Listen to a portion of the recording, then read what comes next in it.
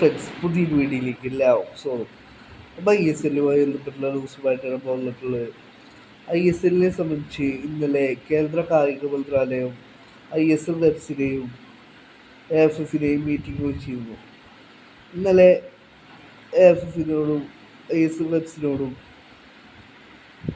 കേന്ദ്ര കായിക മന്ത്രാലയം 24 ഹവേഴ്സിനുള്ളിൽ ISL വെബ്സിനോട് അടുത്ത സീസണിൽ ISL നടത്തുവാനുള്ള ഒരു പ്രപ്പോസൽ മുന്നോട്ട് വെക്കുവാനായിരുന്നു ISL വെബ്സിനോട് കേന്ദ്ര കായിക മന്ത്രാലയം ആവശ്യപ്പെട്ടിരുന്നത്.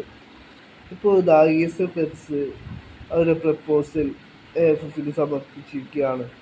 ഈ ഒരു പ്രപ്പോസലിൽ പറയുന്നു 10 ലക്ഷം രൂപ നൽകും AFFിന് എന്നാണ് ഇപ്പോൾ ഈ ഒരു പ്രപ്പോസലിൽ പറയുന്നത്.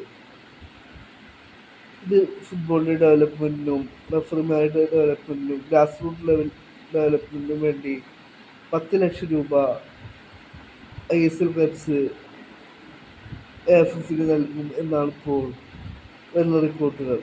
ഇതിൽ ഇമാമി ഈസ്റ്റ് ബംഗാൾ മാത്രമാണ് നിലവിൽ ഈ പ്രപ്പോസലിൽ സൈൻ ചെയ്യാത്തത്.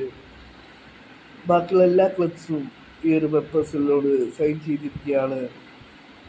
നാളെ നടക്കുന്ന AFFിൻ്റെ ജനറൽ ബോഡി മീറ്റിംഗിൽ ഈ ഒരു പ്രപ്പോസൽ ചർച്ച ചെയ്യുമെന്നാണ് ഇപ്പോൾ വരുന്ന റിപ്പോർട്ടുകൾ.